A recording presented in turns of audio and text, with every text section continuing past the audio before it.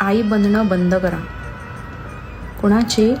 नवऱ्याची, तुमच्या पार्टनरची, ज्याच्यासोबत तुम्ही आहात. का बोलते ते सांगते.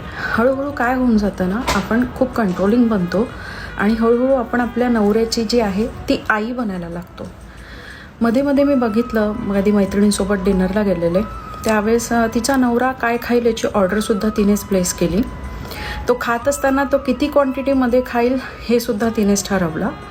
आणि खाऊन झाल्यानंतर त्याने स्वीट खायचं, डेझर्ट खायचं की नाही खायचं, त्याने किती ड्रिंक्स घ्यायचे याचं डिसिजन, याचे सजेशनसुद्धा तिचे चालू होते.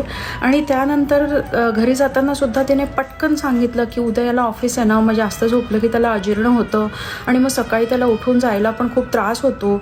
So we have to leave now, आता मला निघायला लागणार आहे आणि वगैरे वगैरे वगैरे.